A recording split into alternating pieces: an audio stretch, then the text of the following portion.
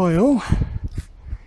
It's been a crap weather pattern over the last few days, and all we've been getting is rain. Makes it a bit difficult because now what I'm trying to do is cut out the wall panels, and so I've made a bit of room.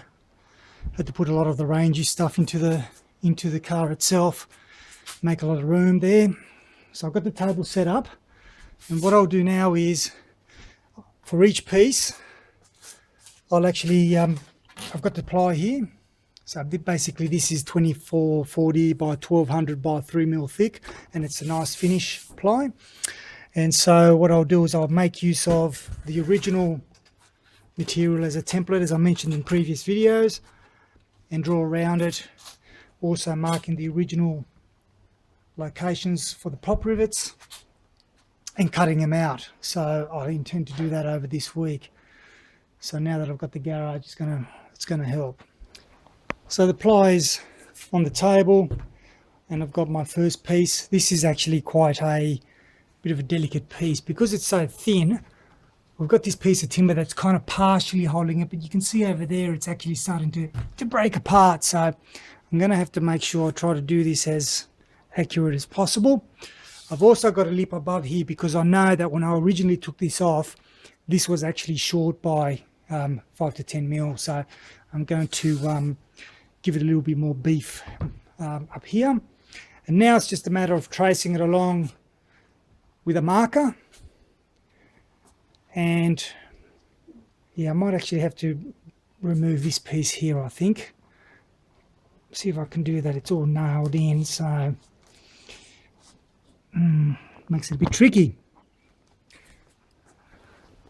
Right, so the outline has been drawn. Now, with this particular piece, as I was mentioning a moment ago, it's quite damaged. So the bottom edge here has actually been missing. Effectively it's rotted away, and then it's fine on this edge here. I'm ignoring this timber piece here. I'm going by the plywood. So what I'm going to do is the next thing I'll do is drill the holes, each single hole here for the rivets whilst it's still in place. And then once I've done that, then and I'll remove this sheet out of here, then what I'll do is I'll actually put a straight edge and make sure that it all follows the same thickness and it looks in proportion as such. So now I'll go and get the drill. Okay, so all the holes have been drilled. It's always a little bit difficult with things like this because they tend to have a little bit of flex. But worst case scenario, these sheets I got them at a fairly good price. So, but anyway, next thing now is to remove the clamps and actually start cutting. Well, remeasuring, make sure we've got a straight line where we need to do. It needs to be a straight line. And then the next thing I'm going to do is I'm actually going to be using the multi-tool to cut it. And so now if we try to move this out of the way, we have got the markings there. So this one here, this line here that runs all across to the back is where I need to double check. So I'll do that now. Okay, I've measured this to death and I'm just going to have to go with the cut. So it's a compromise between trying to get it as square as possible, but also trying to be as true to the original, although that can vary because reality is it's such a damaged ply that really. But anyway, this part here is fine, the top. So we'll just go with that. All right, so again, using the multi-tool, I was able to cut out the window section. And I mean, it really doesn't matter because the top face does, but all this around here, which is effective, we're looking at it from this side, so there's the top of the window and this is the bottom, there's a flashing, you know, the trim piece that goes here. So I don't have to be too worried about that. It's this top section here that's got to be as neat as possible. So all I've got to do now is take it with a bit of a file to just get rid of all the little burrs, and then to test it out and see whether or not it actually fits or I've completely stuffed it up. So it'll be interesting. Alright, so I had a quick test fit of the back one that we just cut, and looks like I might have done a half decent job there, so I'll leave it for the moment. Now this is the top side wall. This one belongs to the right hand side. Doesn't matter. What I'll be doing is exactly the same thing. So I've made it flush against the front and bottom edge. The top here, if you recall from my previous video, I need to add about 5 or so mil, up to 10 mil onto this edge, because this is the top that gets tucked away underneath where the frame rail is. So it all follows about 10 mil here. This one will remain flush, and that one remains as is, because this is the actual corner of the cupboard. Remember, we used the multi-tool to cut that. And again, when I get here, I'm actually going to then expand it by another 5 mil or so. And the problem down here is, obviously, it has completely rotted out. So what I'm going to be doing here is trying to create a cardboard template of this profile here before I start cutting it. And I'll do the same thing. I'll drill all the holes for the pop rivets. When I'm marking it, everything else remains as is. I'm not going to be worrying about the other holes. So pretty much following the same process for the remainder. The 2 bottom sheets on either wall I don't have, so I will have to use cardboard to mock it up, do some measurements and so on, and effectively do the same as what I'm doing with the ply, but except the cardboard or something similar.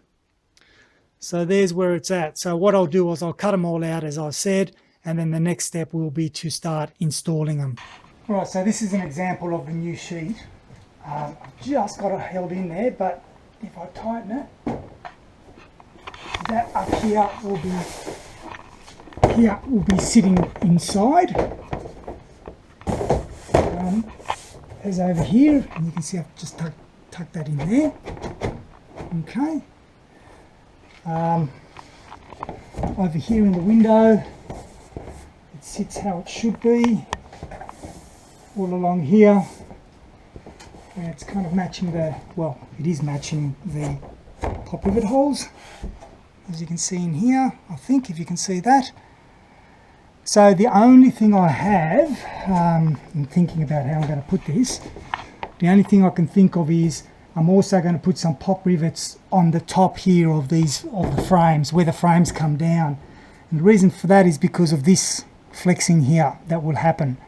And you can see down here on the other end, yeah, I'm just trying to hold the sheet in place while trying to show you what I'm seeing here.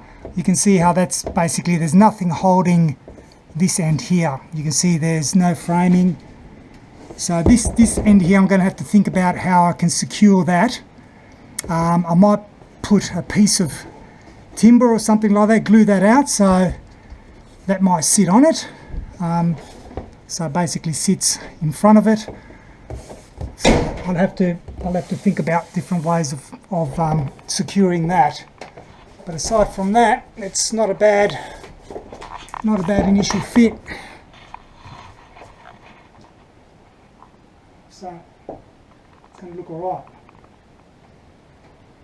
So that bit down here, that piece down there, and the equivalent, this one that you see here actually belongs to where the window is. Obviously there's a window cut out, but likewise the bottom bit, they're the 3 that I'm yet to cut out.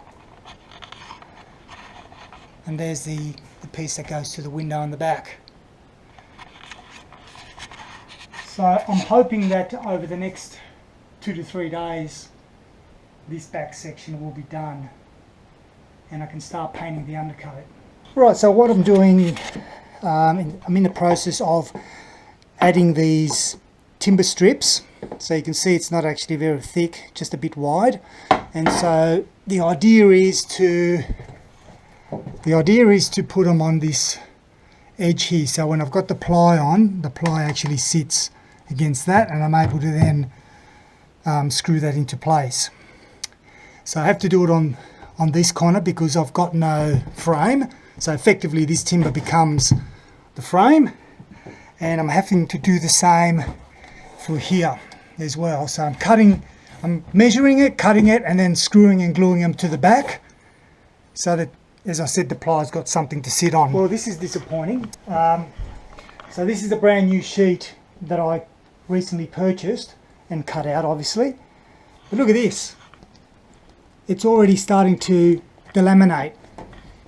Look at that. Right? So it's not even,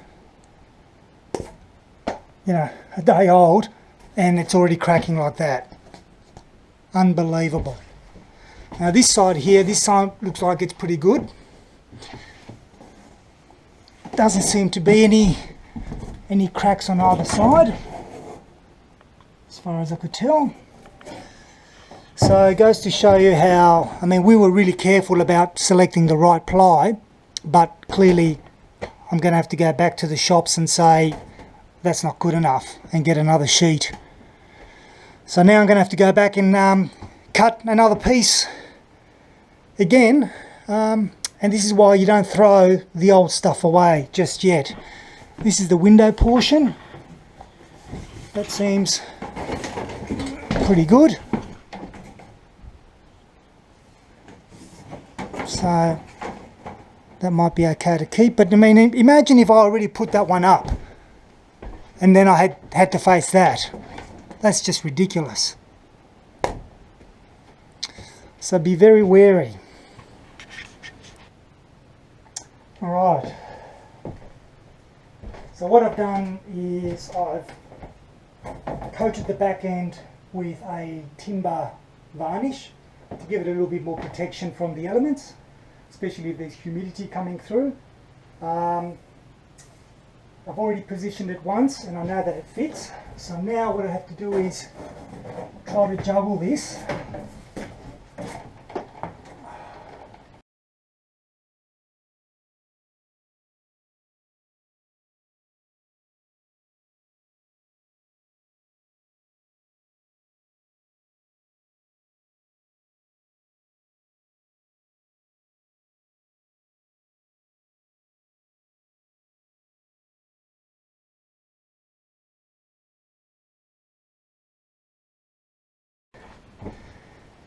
Yes, you're right. I have removed everything. Back out again, re-cleaned and ready to start again. Unfortunately, these pieces we were using, I wasn't happy with it. They were bowing. You can see, for example, down here how it's bowed and it's just kept its shape. And so what was happening was it was deforming on certain areas, like for example in this big area here where I don't have any framing, it was actually bubbling out, and I couldn't secure it in place. So there was problems with the flooring when we started to put this bottom sheet on. So there was a whole range of issues, and so we decided to go back to square one and start again. So my advice is just be wary of this thin stuff. I know that the caravan here, look, you have a look at the original stuff and it is actually quite thin, you know, 2.73 mil, that's it. But I don't know what this material is because it actually sits perfectly straight. It's actually quite a nice ply 50 years ago, and now we've got this rubbish, which I suppose is all right if you're trying to glue it onto another existing surface perhaps, but I'm not happy with it. So all's gone, just cleaned it all up, and what we're going to be using is I've just ordered marine grade ply, and I've ordered 4 mil thick. So this stuff up on here is not going to, hopefully it's not going to bow or bend when we put that on there. The other thing I did was down here in the channel, you can probably see the channel here. What I've done is I've taken my, sorry about the noise, I've taken the multi-tool and I've trimmed the edge off, just the edge of the timber flooring, because I want to make use of that existing channel, and I'll show you here with this piece. So I can sit that in there, and that's now sitting inside that channel, and if I run that across, pretty much you can see that I've made enough. There's still a bit of dirt stuck in there, so I have to clean it, but there you go, it's running along the channel quite nicely. And so that's going to give us good support down here, which is what was done by design anyway. So that's what I've been doing. I've been just clearing that up. So yeah, a bit of a backward step, a bit of wasted money unfortunately on the cheap apply. I'll get back to recutting. Luckily, like I said, I kept the original, so we'll use those again as a template, and when the sheet comes in we'll do that, and unfortunately it's not going to be until the end of next week. Alright, so it's been a week since we started this. Obviously I can only work on the weekends with this, but well, we had to get rid of it, like I said, get rid of the 2.7mm ply because it was just buckling all over the place. There was huge bulge areas here, and on the corners it was kind of, up the top here was buckling as well. So I went ahead and bought this, which is a 4mm marine grade, except for that piece there. That piece is just standard 2.7 ply to allow for the curvature, but everything else, so the walls, this back section and these two walls are all 4mm marine grade ply. And what a difference has it made. I mean, it's so much more solid. It sits quite nicely on those edges. What I've also done here, as I've mentioned, is I did cut away some of the flooring, and you can see how now this ply actually sits into the groove there that's been designed for that very purpose. So you can see it's locked in place. So I'm much happier with the way this one has turned out to what it was beforehand. So my recommendation is, look, you know, you take a gamble when you're buying the thin stuff,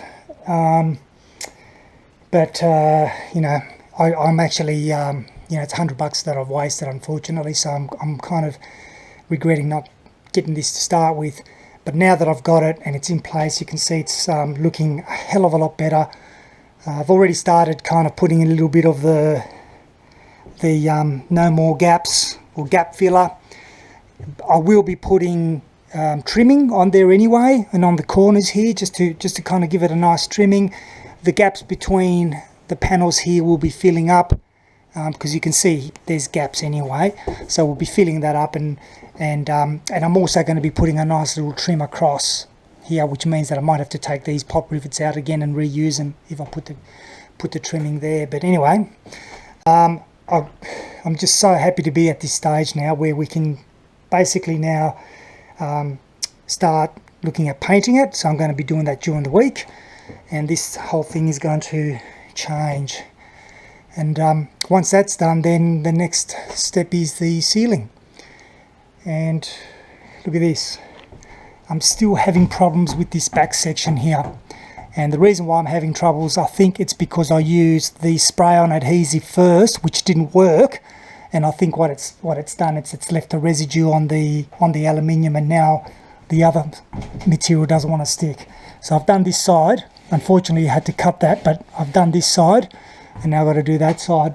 But the rest of it, and excuse the mess, but the rest of it's looking pretty solid. So everything has been sanded, apart from this face here, which means I've got to take out all the cupboards. But what I'll do is I'll do the walls first, the top cupboards, and then I'll do the kitchenette area later. So it's going to look a lot better. Alright, if you've got any questions, just fire away. Happy to help wherever I can. Yeah, until next time, thanks for watching.